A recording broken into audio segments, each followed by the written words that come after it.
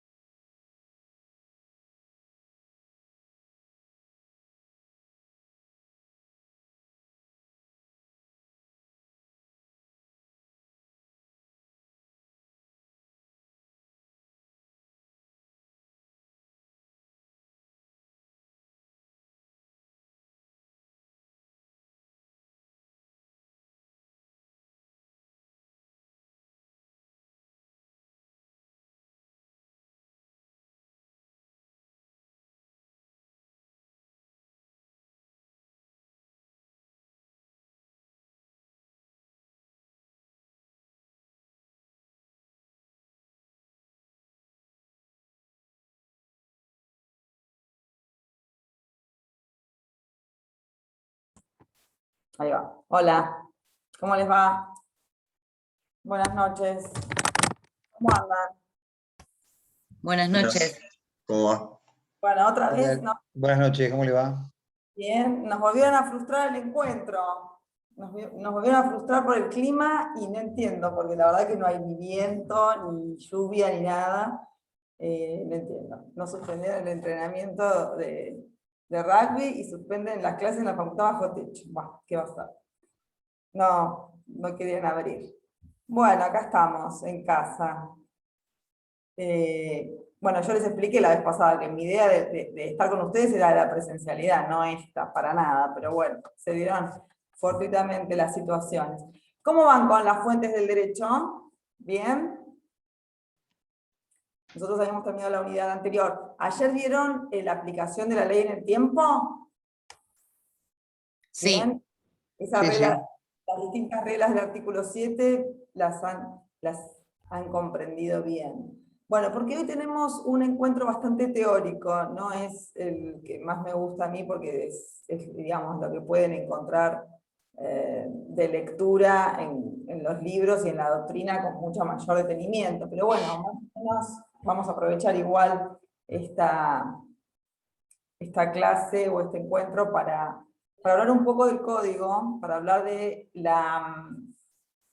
ustedes vieron hasta ahora justamente las fuentes del derecho y la más importante, que es la ley, sí.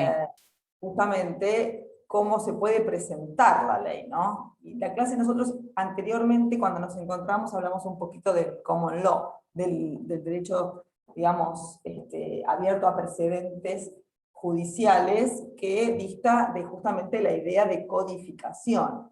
Y bueno, vamos a ver un poco estos antecedentes del código, o qué es un código, ¿no? Porque pensamos en la ley como fuente del derecho y como la más importante, y una de las formas de presentación de la ley es a través de un código, ¿no? Del código, que es un modo de compilación de leyes, y que tiene características salientes en cuanto a la importancia práctica o mejor dicho, la funcionalidad que implica este modo de presentación de las leyes.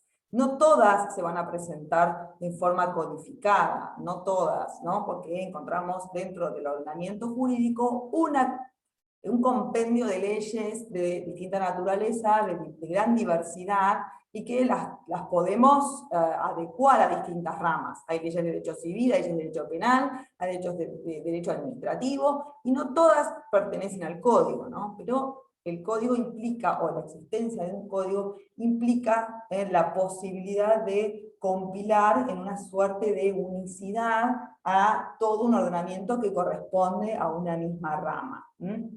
Justamente, ¿cuáles son las características del código o de la codificación? Las características son la unicidad, la homogeneidad, la exclusividad, y la más importante, la sistematización. En realidad, bueno, hablar de unicidad implica que en un cuerpo único, en una sola, digamos, en un compendio especial y único, encontramos, y que está sancionado en un único momento, en un momento histórico determinado, encontramos toda una serie de normas concernientes a una misma rama del derecho a la cual está destinado este cuerpo legislativo, ¿no? Esta es la idea de unicidad, de unificación, de lograr que dentro del mismo orden se encuentren todas las distintas regulaciones de una materia determinada. Luego encontramos como segunda característica de la codificación la homogeneidad, ¿bien? ¿Y esto de qué va a depender? De que en una única ley que va a estar, que implica el continente de toda esta normativa, se encuentra comprendida una materia determinada, por eso es homogéneo. Todas las normativas, todas las regulaciones contenidas en ese cuerpo normativo corresponden a una misma materia.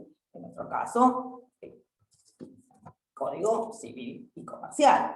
podemos encontrar otro tipo de código, encontramos otro tipo de códigos con materias específicas, como el caso del Código Penal, del Código de Minería, que se denominan códigos de fondo, porque en realidad tienen la virtualidad de unificar toda la legislación para una sociedad o para un país, una nación que está desarrollada bajo el régimen republicano federal, ¿no? Entonces, que tiene como el régimen republicano federal implica la posibilidad de dar autonomía a las provincias, a estados independientes y autárquicos, las provincias, cada una tiene facultades delegadas por la Constitución Nacional, que es la ley suprema, para legislar en materia determinada. Y en materia de fondo, exclusivamente se atribuye esta facultad al Congreso de la Nación. Por eso decimos que este texto es, o toda la materia regulada en los códigos, son de fondo, ¿no? El Código Penal, el Código Civil, el Código de Minería, el Código Aduanero, son materia de fondo. Y las provincias legislan autónomamente en materia de forma exclusivamente. Entonces regulan ellas los códigos de procedimiento, que lo que hace es disponer el modo de actuación de la función jurisdiccional, es decir, el modo de actuación ante la justicia que lleva a cabo, digamos, la aplicación de toda esta normativa de fondo, ¿sí? Esto implica entonces la homogeneidad. Otra de las características, espérenme un segundo nada más, que busco un vaso de agua, me estoy deshidratando. No lo había traído, qué mal, había traído mi agüita. Otra de las características es la exclusividad. ¿Qué importa la idea de codificación? Que toda la materia en cuestión se encuentre compilada en el mismo cuerpo normativo, es decir, en el código que absorbe toda disposición relacionada con esa materia. Esto no deja de ser aspiracional, ¿verdad? Porque en realidad la idea es que el código contemple la mayoría de disposiciones relacionadas con la materia, pero en la práctica esto no ocurre porque encontramos que el código convive con otras leyes que se encuentran diseminadas y que no están incorporadas en forma material al código. Y así encontramos, por ejemplo, la ley de trasplante de órganos, que es una normativa que la tenemos que ver en otra, en forma separada, porque no está incluida en el código, y hay normativas que tienen que tienen una regulación independiente, sin perjuicio de que, bueno, sobre todo luego de la última modificación del código, trató de incluirse la mayor cantidad de disposiciones que se encontraban aisladas para lograr este objetivo de la exclusividad, es decir, que esté contenida la normativa dentro del mismo cuerpo normativo. Otra de las características es precisamente la sistematización, ¿no? Que implica una exposición concreta de la rama de que se trata de forma ordenada, coherente, y conforme a un método que permita o que facilite un estudio más ordenado, al justamente lograr que tengan una coherencia, un tema subsiguiente con otro, y no estar en disposiciones aisladas que implican o que llevan a la necesidad de estar, más atento a su vigencia, a modificaciones, a que no sean contradictorias con otras normas. Dentro de un mismo código se entiende que debe haber coherencia y que no existe normativa contradictoria, un artículo contradictorio con el otro. En cambio, en legislaciones que tienen diferente momento histórico de sanción, a veces ocurren estas incoherencias o estas incompatibilidades, ¿no?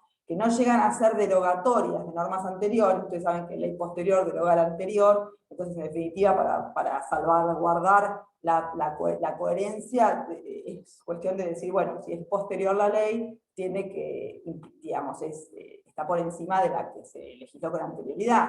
pero a veces esta norma o esta idea no se aplica en forma tan simple, ¿no? No se aplica en forma tan simple, por eso es conveniente o tiene sus ventajas la idea de codificar.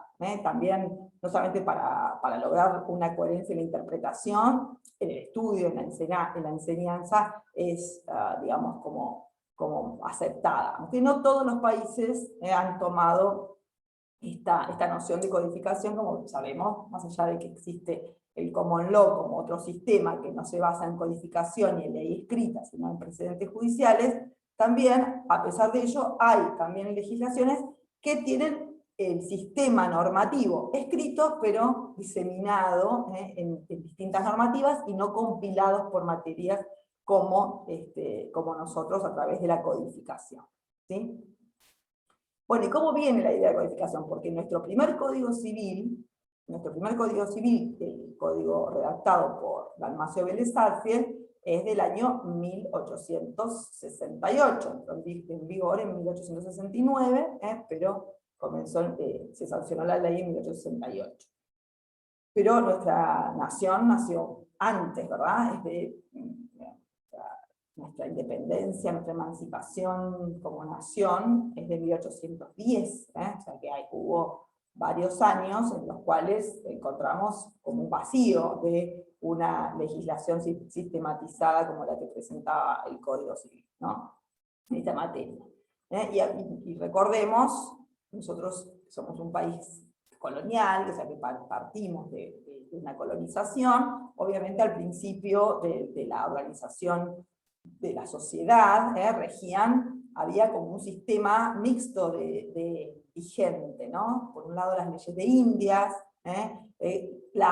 las disposiciones del derecho hispano, que son nuestros colonizadores, y luego paulatinamente el nacimiento del derecho patrio, porque ya luego de la Revolución de Mayo hay una patria del nacimiento que necesita sostenerse sobre un sistema jurídico.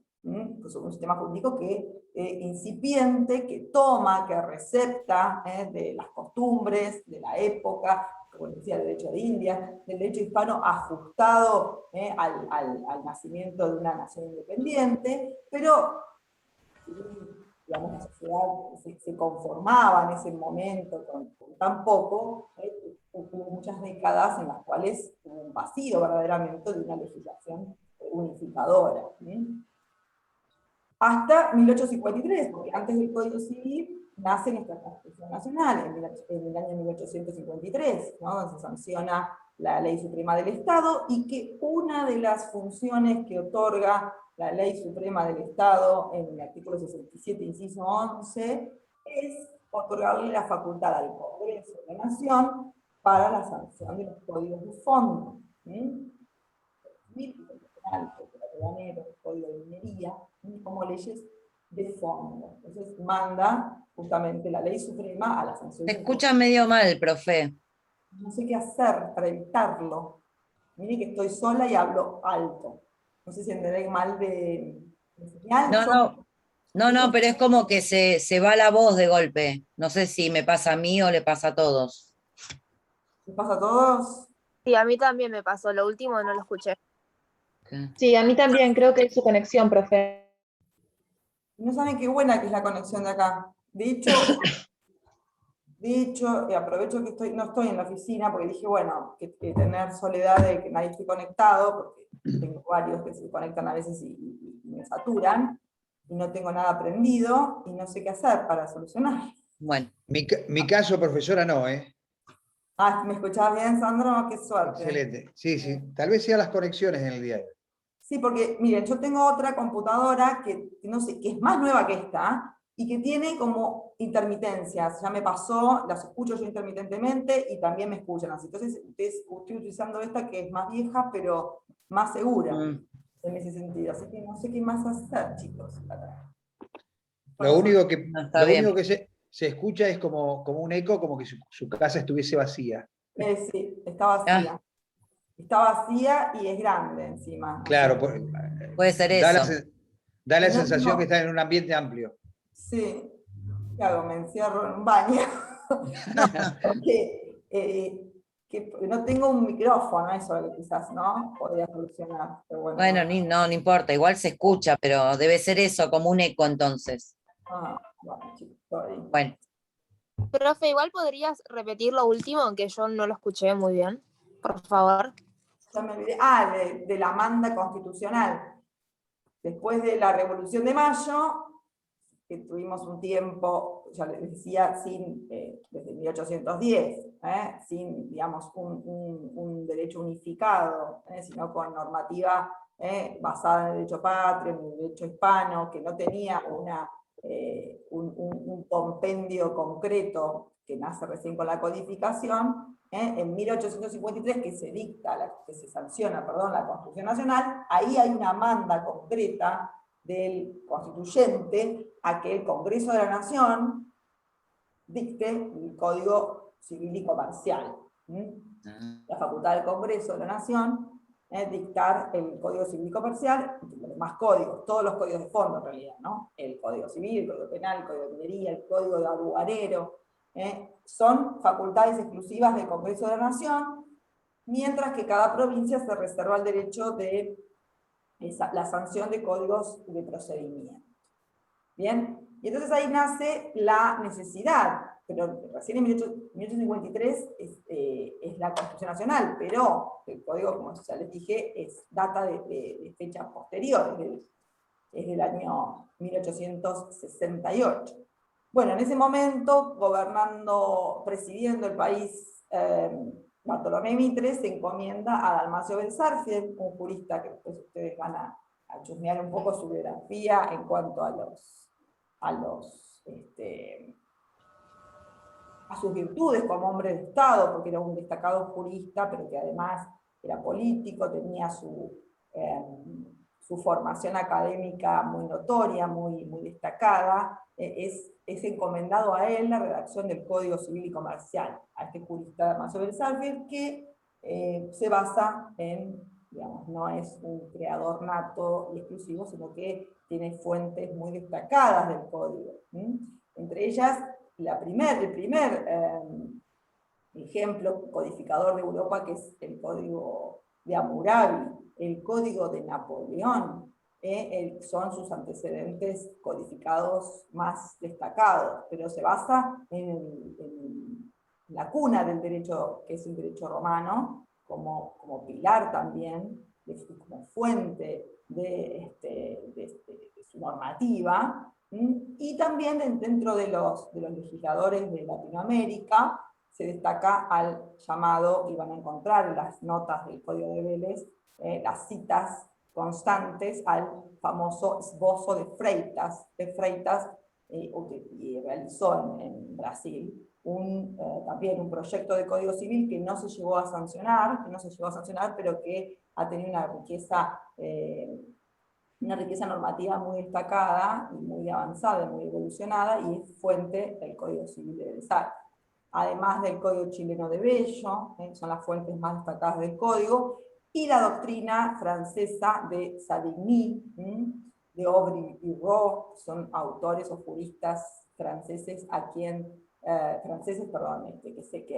Belsarfield cita permanentemente en su código, y destaca sobre todo en las notas del Código de Vélez, que no están en el código actual. El código actual carece de notas, pero en el Código de Vélez lo que tenía de interesante en las notas es que cada artículo tenía un comentario. Ese comentario que hacía Vélez tenía un valor doctrinario interesante y explicativo, no solamente citando las fuentes a las que se basaba la norma, sino explicando la metodología. Era nutritivo, digamos, ese aporte del codificador en el código. Bueno, esta es muy sencillamente el antecedente o digamos, del código que ha regido nada menos que hasta el mes de agosto, el 1 de agosto de 2015, con sus modificaciones también, porque el Código de Vélez ha tenido modificaciones que ustedes van a tener que ver, algunas de ellas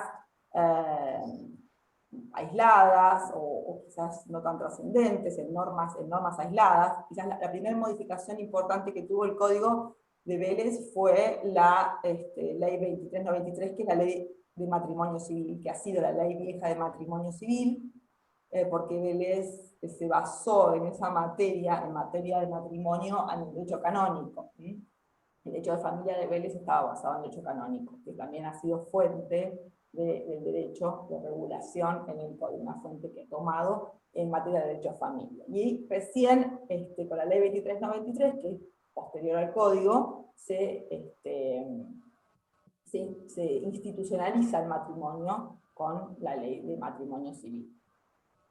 El código, les decía, que fue encomendado por Bartolomé Mitre, pero recién al año, o sea, ya con la presidencia de Sarmiento, sale a la luz. Es un código que demoró un año en redactarlo y que se sancionó por el Congreso, como se denomina, a libro cerrado, así se denomina. O sea, no ha merecido discusión alguna ni debate el articulado del código, sino el respeto intelectual y académico que merecía en esa época Dalmacio de Vélez Arfiel, hizo que, o vagancia, no sé qué, que inspiró a los legisladores de la época a aprobarlo a libro cerrado sin debate alguno. Bueno, esta no ha sido la única modificación. La gran modificación que tuvo el Código Civil de Vélez Arfiel fue al siglo de su sanción, es decir, en 1968-69, la gran reforma de la ley 17711. Es una ley que propició otro jurista muy destacado, que es Guillermo Borda, y que cambió bastante la filosofía del código, cambió bastante la filosofía de la época, que ilustraba o que inspiraba a Vélez Arfiel. Porque el Código de Vélez hoy está visto por muchos detractores, o bueno, como un código, entre comillas, oligárquico, así ha sido. Ustedes saben que las posturas, bueno, lo ven a diario, ¿no? Con la famosa grilla. Borda decía que era un código más bien herético, ¿no? Bueno, Borda, que fue, digamos, recién lo criticó, se fue criticando porque obviamente la sociedad fue evolucionando. Claro, ¿no? claro. Criterios de la época, bueno, a mí, no solamente es mi humilde opinión, sino la de juristas muy destacados, que ustedes pueden leer, han respetado mucho al codificador, que se inspiró, sí, tenía un tinte filosófico destacado, propio de las ideas liberales de la época. Claro. Miren, una de las críticas que tuvo el código, en realidad no tuvo que ver con el contenido, sino con un poquito de celos, fue de Juan Bautista Alberdi, que en la época criticaba a Vélez Arfiel no por el contenido del código, sino porque citó muchísimas fuentes, que el derecho romano, el derecho hispánico, el código de Napoleón, el esbozo de Freitas, y se olvidó de mencionar a la Constitución Nacional. Y la Constitución Nacional, que fue, ustedes saben, cuyo preámbulo ha traído Juan Bautista Alberdi, es de tinte liberal sobre todo, y bueno, esas eran las ideas que inspiraban a la época y que importaban de las grandes naciones en ese momento, ¿no? Que era la idea de constituir una nación independiente, inspirada en la autonomía de la voluntad y defensa de los derechos individuales y de la propiedad privada. Ese era como el pilar que se sostenía, ¿no? Lograr la libertad individual y la autonomía de la voluntad y la defensa de la propiedad privada, que eran también defendidos sin dudas por el Código Civil de Vélez Arfiel, pero no citando a la Constitución Nacional. O sea que en cuanto al contenido era aceptado por la sociedad en forma muy pacífica, y por los grandes juristas de la época, y que fíjense en la crítica en lo que reside, en no citar a la Constitución Nacional, pero no en su contenido y en las defensas que propiciaba. Pero también, bueno, sí, obviamente que no nos olvidemos de la época en la que estaba, en la que reinaba o en la que se dispuso ese código, que por supuesto tenía, hoy día los vemos como por supuesto machistas en cuanto a la consideración de la mujer, pero hoy lo vemos como machistas, pero en realidad mire que yo a veces pienso que, bueno, escucho ahora cómo se habla del feminismo, bueno, no me parece que sea, me parece tardío, ¿no? La consideración de lo que es el feminismo hoy, porque esos derechos ya están considerados. Pero bueno, en esa época quizás no, pero no con la intención de anular a la mujer o de considerarla inferior, sino que tenía una idea realmente protectora de la mujer, y la mujer se sentía muy cómoda en esa postura, porque tenía muchísimas ventajas, o sea, eran más ventajas en la consideración que se le daba que otra. El problema era quizás, bueno, sí, la necesidad de seguir al marido, pero si lo tenía, porque si no lo tenía, de hecho la mujer soltera tenía plena capacidad de ejercicio, recién la casada perdía esa capacidad de ejercicio, pero obtenía muchísimas ventajas, como las derivadas de la ganancialidad del patrimonio conyugal, ¿no? Bueno, no voy a ponerme a destacar puntualmente o detallar puntualmente, porque obviamente que visto con nuestra sociedad y el avance actual, quedó totalmente de modé y en desuso toda esa filosofía que sostenía. Pero la idea inicial no era considerar a la mujer, o el basamento no partía de considerar que había un estado de inferioridad. Al contrario, había necesidad de protección y de salvaguarda y de considerarla un sostén importante, merecedora de muchísimos derechos, quizás sin obtener perjuicio alguno. Bueno, eran ideas propias de una sociedad que las aceptaba, y de hecho cuando la sociedad evoluciona en un sentido diferente, hay que acomodar esa legislación, sin necesidad de criticar. Hoy, además, se puede entender, pero entiendo que si hubiese sido tan longevo como para ver este nuevo código, aceptaría muchísimo todo lo que implique reconocimiento de derechos individuales. En cuanto a lo patrimonial, estaría un poco en desacuerdo, pero en cuanto al reconocimiento de derechos individuales, sin duda, porque de ahí parte principalmente el liberalismo, ¿no? O la idea liberal, es de reconocer al individuo como centro, y merecedor de todos los derechos en cuanto a su amplitud. Bien, pero bueno, les decía que este código de Vélez se basaba fundamentalmente, o los pilares muy básicos, ¿no? Lo que vamos a decir, era el respeto a ultranza de la autonomía de la voluntad y la defensa de la propiedad privada como un derecho casi absoluto. Y también en materia de familia, sostener el matrimonio de carácter indisoluble. Esas eran como sus posturas. Y también en materia de derecho de familia, lograr una unificación de criterio de una especie de jefatura, ¿no? Puesta en un solo miembro. ¿Sí? Lo vemos como, por supuesto, carente de consideración de diferentes pensamientos en una línea, pero bueno, entendían en esa época que la unicidad, la uniformidad y seguir un solo criterio lograba mayores garantías de paz, ¿no? De paz social y de paz familiar. Esos eran los criterios aceptados, sin duda, aceptados en el momento. Cuando todo pasa a ser abusivo, es donde se distorsiona. Cuando quien tiene una responsabilidad la toma de forma abusiva y abusa la toma como un poder y no como una responsabilidad, ahí es donde se distorsiona la idea madre. Se distorsiona y aparecen abusos que tienen que ser solucionados, y que bueno, deja de tener sentido el leitmotiv, es decir, lo que motivó a tener este tipo de normativa, y merece la modificación, y así ha sido, pero sin necesidad de desvirtuar o demonizar a quien ha tenido la capacidad de llevar adelante una obra tan perdurable como fue el código anterior, el código de Vélez. Bien, y a pesar de esto, a pesar de tener esos pilares, como les decía, fundados en la autonomía de la voluntad, en la defensa de la propiedad privada, en la indisolubilidad del matrimonio y única cabeza rectora de los destinos de una familia, puestas en un solo, digamos, jefe. Bueno, estas ideas así tan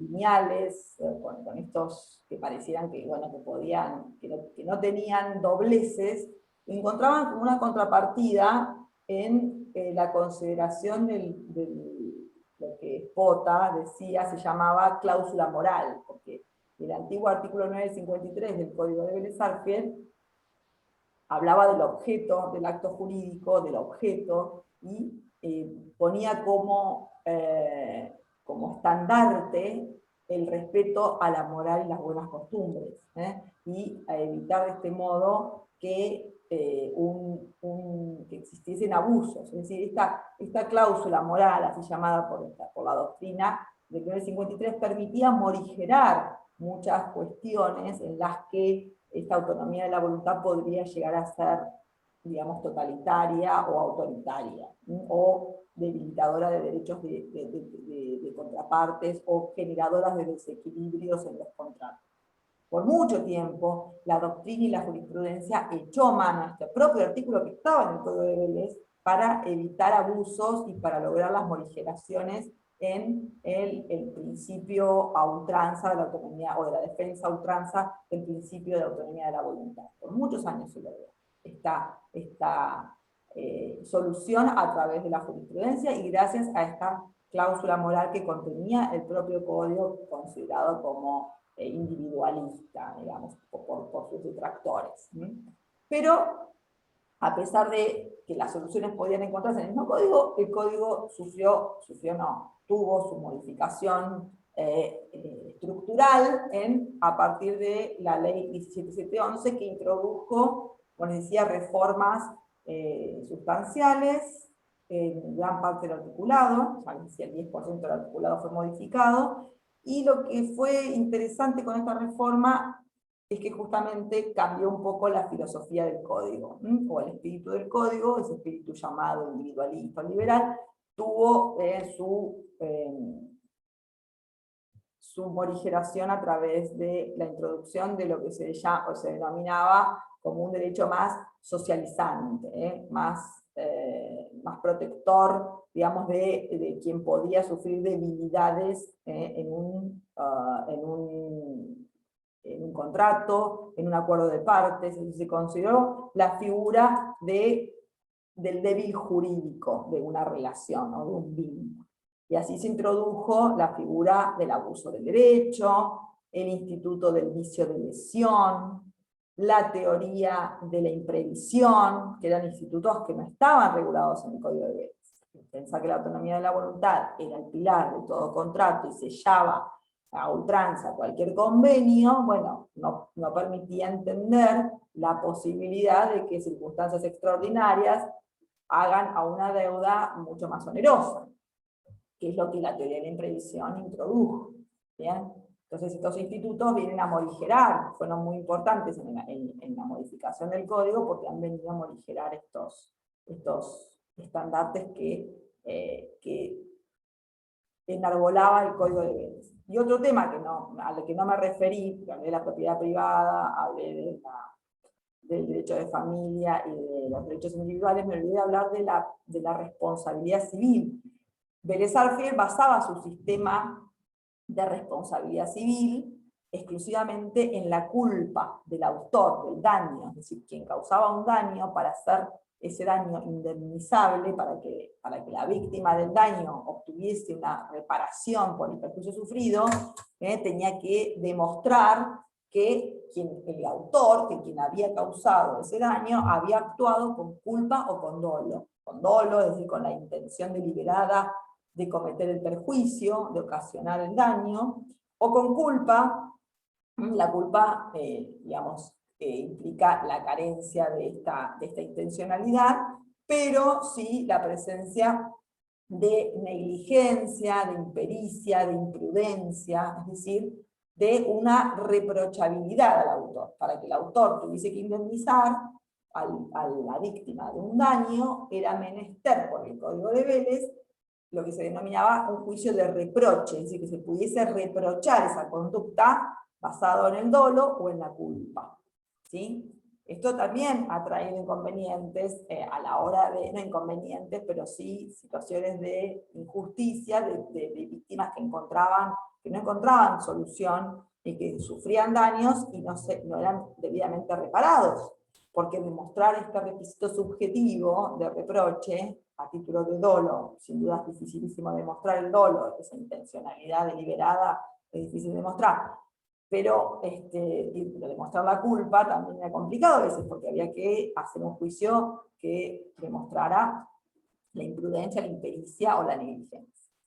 Bien, esto también ha tenido gran reforma por la ley 1711, que basó también, o sea, que incorporó lo que se denomina responsabilidad objetiva, es decir, en ciertos casos no es necesario demostrar que existe culpa del autor, sino que su responsabilidad se basa en cuestiones objetivas, como ser los casos en los que los daños son producidos con cosas, por las cosas riesgosas o por cosas dañosas. Por ejemplo, lo que vemos como los accidentes de tránsito que se producen con cosas, que son los automóviles, ¿no? Cualquier tipo de daño que se produzca por intervención de cosas. En esos supuestos, cuando son cosas las que intervienen y causan el daño, la responsabilidad se mide desde otro punto de vista. No se juzga la subjetividad, es decir, que el autor de ese daño haya actuado en forma negligente o imprudente o intencional, sino simplemente por ser el dueño o guardián de la cosa, por ser dueño o guardián de la cosa, se le atribuye su responsabilidad. Bien, esto es un avance sin dudas legislativo importante que ha introducido la ley 1711, además de los casos de morigeración por abuso del derecho o por desequilibrios patrimoniales. ¿Sí? Y también se introduce como principio contractual trascendente el denominado principio de buena fe creencia a la hora de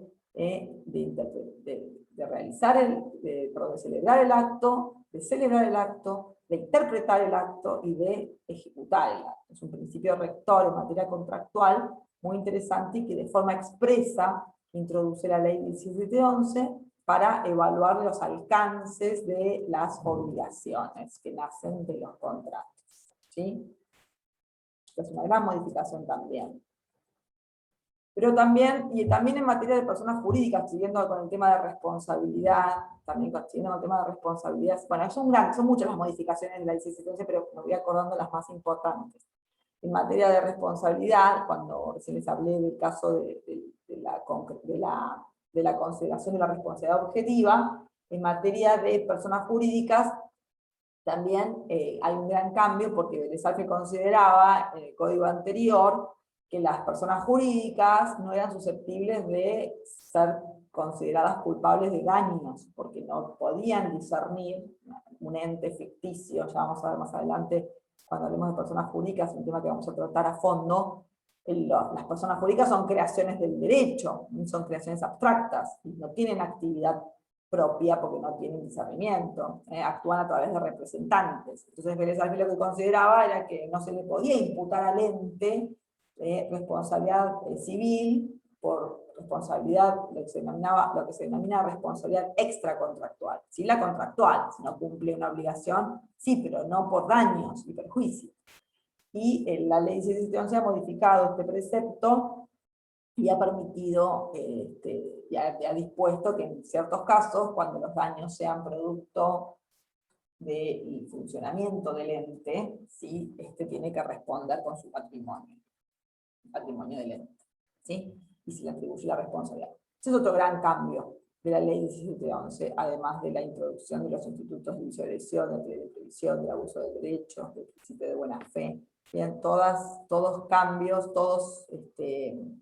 grandes cambios que modificaron nada menos que el espíritu y funcionalidad del código. Profesora, perdón, Sí, sí, te escucho perfecto. Para que me queden claro, cuando hablamos de personas jurídicas, nos referimos puntualmente ¿a qué? Personas jurídicas, las sociedades, las Ah, fundaciones, perfecto. ¿sí? Las instituciones así tipo intermedias. No se denominan intermedias, se llaman. Las personas jurídicas son entes abstractos. Tenemos la persona, vamos a ver las próximas clases. Cuando hablamos de Perfecto. personas hay dos tipos de personas, la humana o persona física, que llamaba Vélez Sarsfield, ahora se le dice persona humana, en realidad. Van a ver que hay personas no humanas, que es una nueva, no está legislado, pero la jurisprudencia ahora habla de personas no humanas, son los animales, una nueva categorización. El código la sigue llamando animales, pero bueno, ahora la nueva doctrina pretende que tengan esta categorización, ya la vamos a ver. Y las personas jurídicas, que son los entes abstractos, creaciones del derecho, que están formadas para el cumplimiento de objetivos determinados, sociedades, porque vamos a ver también por qué nacen las personas jurídicas, como una necesidad también del avance de la sociedad, de darse cuenta que quizás el hombre solo no puede lograr o concretar ciertos fines, que necesita mancomunar sus esfuerzos con otros, unirse con otros sujetos que aporten otros dones, ya sean materiales, o sean intelectuales, o sean de trabajo, por eso existen sociedades. Una sociedad de fomento sería una composición. Una sociedad de fomento, un consorcio de propietarios, un club social, los clubes, todos son hinchas de un club seguramente. Bueno, los clubes son personas jurídicas, están conformadas como asociaciones, hay sociedades civiles, sociedades comerciales, la sociedad anónima, la sociedad en comandita, la sociedad de responsabilidad limitada, son las fundaciones, son entes que están formados por un conjunto de personas y que tienen tienen personalidad diferente de los miembros que la componen. Tienen un nombre distinto, tienen un patrimonio diferente, ¿bien? Y tienen una capacidad de actuación diferente. Están regidas por su estatuto y tienen un objetivo y un motivo de creación. ¿Bien? Y para esos fines se les reconoce capacidad. El derecho las reconoce como entes diferentes. Bien, bueno, en el antiguo régimen.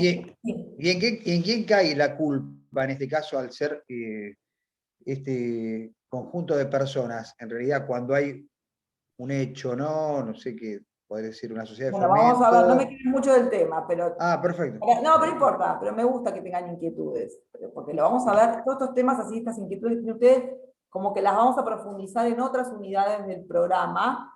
Vamos a hablar de personas jurídicas, pero para tener un poquito darle sentido a estas posturas del código y en lo que a la regulación se refiere, van a ver que hay dos tipos de responsabilidad, ¿no? Responsabilidad contractual y extracontractual. Es decir, la responsabilidad contractual tiene que ver con todas las obligaciones que asumimos voluntariamente. Voluntariamente, en un régimen convencional, asumimos responsabilidades.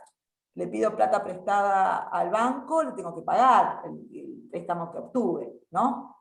Bueno, eso es básicamente una responsabilidad contractual. Si no le pago, digamos, el sistema de responsabilidad contractual dispone que hay un incumplimiento, un contrato que tengo que cumplir. Nace la responsabilidad del contrato, de la obligación que asumí, ¿bien? Pero después hay otro régimen de responsabilidad extracontractual que no nace de un contrato, sino del incumplimiento de la ley. Mejor dicho, del incumplimiento al deber genérico de no dañar a otro, que es una obligación que todos tenemos, no dañar a otro, no causarle daño a otro. No porque lo asumí en un contrato, sino porque es la obligación que nace de la ley, no dañar a otro, es un deber genérico. Si causo daño a otro, no es que yo asumí el deber de no hacerlo, sino que la ley me impone el deber de no dañarlo, entonces nace lo que se denomina el régimen de responsabilidad extracontractual, que en el sistema de Vélez estaba basado en la culpa. Bien, para atribuir la responsabilidad, el sujeto tenía que haber obrado con dolo o con culpa. Bien, en el caso de las personas jurídicas no pueden actuar con dolo o con culpa porque la culpa y el dolo son derivaciones de la necesidad de discernir, la posibilidad de discernir y de elegir el camino más óptimo. Bien, elegir intencionalmente dañar a otro o hacerlo en forma negligente por falta de cuidado. Entonces Vélez decía, la persona jurídica no tiene este discernimiento. Si es un ente ficticio, si se lo creó como sujeto de derecho exclusivamente para cumplir fines lícitos. Entonces, la responsabilidad exclusivamente podía ser contractual, el incumplimiento a una obligación.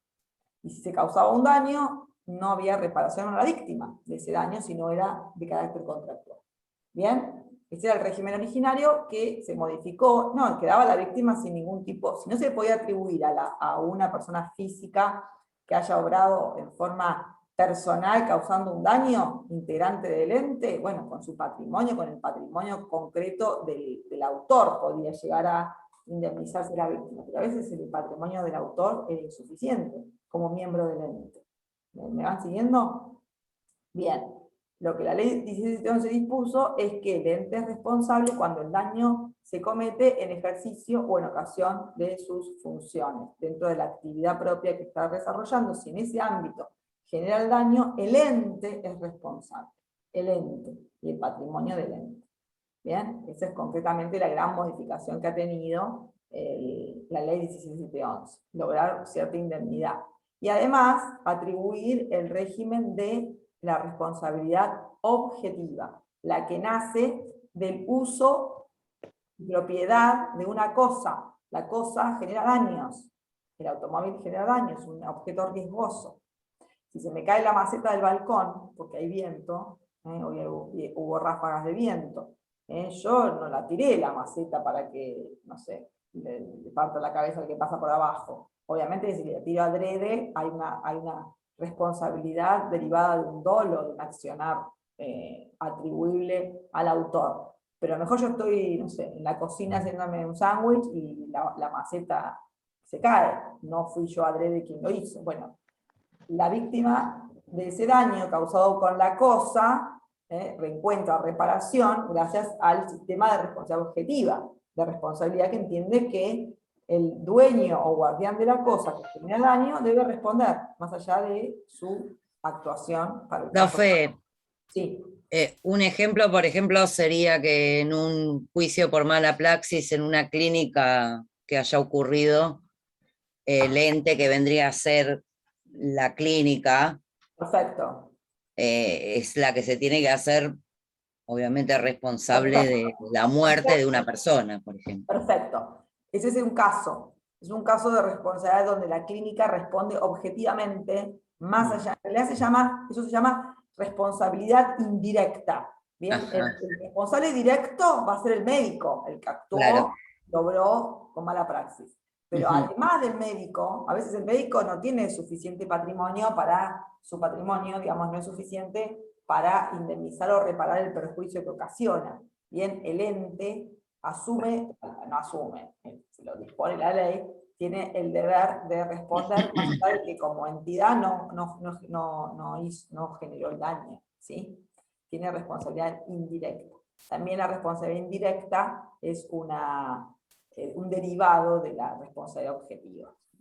Va más allá. Y cuando no importa la entidad, a lo mejor la entidad contrató, tuvo lo mejor protocolo, cumplieron todos los recaudos, hicieron todo con la mayor diligencia, no importa, no se va a determinar eso. ¿Y no importa si la entidad es privada o pública? ¿Varía en algo?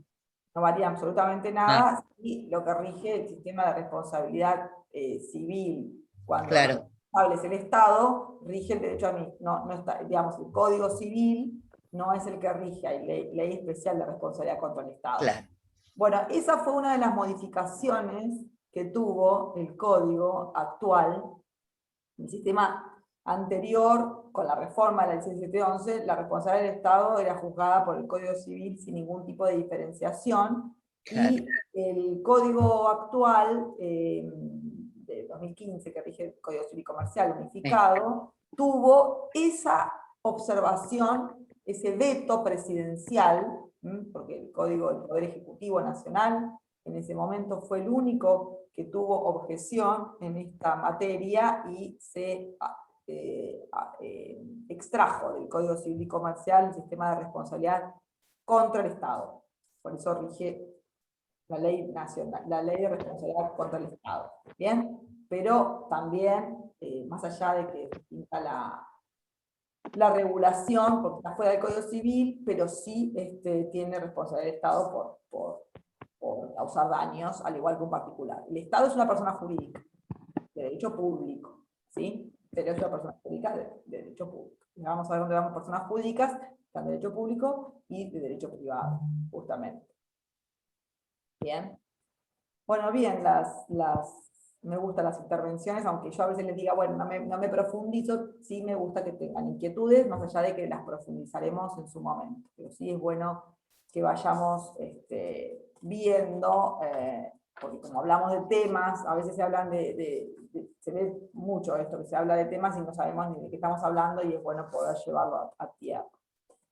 Bueno, este código nuevo que vamos a ir viendo ha sido más que nada simplificador del código actual, en muchos temas se mantiene, institutos que ya estaban, por eso muchos autores dicen, sirve todo este compendio, estos tratados de doctrina que ha escrito Jambías, que ha escrito Espota, que ha escrito Bueres, que han escrito autores muy conocidos en materia de responsabilidad y demás, siempre justo de ciertos cambios concretos que muchos llaman como cosméticos, algunas cuestiones como cosméticas, no tan sustanciales, que ha tenido el nuevo código, pero sí ha sido más que nada compilatorio de ciertos temas, y sí más desarrollador en materia de derechos personalísimos, que vamos a analizar en nuestra materia de derecho civil, ha inspirado, ha tenido una inspiración muy notoria en la Constitución Nacional, en los tratados internacionales de derechos humanos. Esto sí es incuestionable, y lo ha hecho de modo más, lo ha hecho de forma sin dudas concreta y expresa. Tener en cuenta que más allá de la codificación del código, subsisten regímenes legales paralelos que no están todos dentro del mismo código. Yo les hablaba de leyes de la ley de trasplante de órganos, pero también está la ley de concursos y quiebras, la ley de sociedades comerciales, la ley de seguros, la ley de entidades financieras. O sea, hay regulaciones paralelas que subsisten independientemente del código, o sea que no está toda codificada nuestra legislación, lo cual sería quizás más práctico, pero bueno, tenemos leyes paralelas a las que tenemos que echar mano. Algunas que fueron posteriores al Código Civil, por ejemplo la Ley de Salud Mental, que la vamos a ver nosotros, al principio no tenía, estaba posterior al Código de Vélez-Sarsfield, y posterior a la Ley 1711, y como muy incoherente quedaba con el código. Chocaba mucho en muchos temas, así que esta fue incorporada. Está como ley independiente, pero los principios básicos de la ley de salud mental están incorporadas en el código, los vamos a ir viendo cuando veamos capacidad de las personas, cuando veamos ya en las clases venideras temas más legislativos. Ahora es como, lo que estamos viendo ahora es como más que nada una presentación, ¿no? Pero temas más concretos de regulaciones más específicas las vamos a ir viendo más adelante. Y otra cosa interesante de nuestro código es que tiene un método, que sigue un método, y esto es interesante porque hace a la sistematización y a la facilitación del estudio y al ordenamiento y a la coherencia, a la armonía que hace a todo código. Y tenemos un título preliminar, contiene nuestro código un título preliminar donde justamente receta las fuentes del derecho, y ahí vemos los diferentes libros en los que se divide el código. El libro primero, que habla de la parte general, consagra una parte general del derecho, que es la que vamos a estudiar nosotros en nuestra materia, y que es interesante desde el punto de vista de hilo conductor, de conectividad con otras ramas del derecho. Es muy interesante la parte general del Código Civil, que logra esto, ¿no? Una línea conductora con otras ramas del derecho, y que a su vez cada instituto también vamos a encontrar que tiene partes generales, porque hay parte general de contratos, hay parte general de obligaciones. Nosotros nos vamos a referir a la parte general del derecho civil comercial como derecho privado, como derecho privado, que es lo que a lo que apunta la unificación de dos códigos, unificarlos en uno más simple, que en realidad se refiera al derecho privado y a la actividad de las personas, tanto humanas como jurídicas, en distintos ámbitos, en relaciones y vinculaciones domésticas, como son las del derecho civil, pero a su vez también que trasciendan a una actividad concreta como es la actividad comercial. Y paralelamente también tenemos otra ley que es la ley de defensa del consumidor, que no está digamos, si bien nuestro código contiene derechos de los consumidores, también subsiste la ley diferente o la ley en forma paralela. Por supuesto, en forma coherente ha sido incorporada al código, pero la ley de defensa del consumidor está vigente y no se derogó. Bueno, libro segundo, relaciones de familia.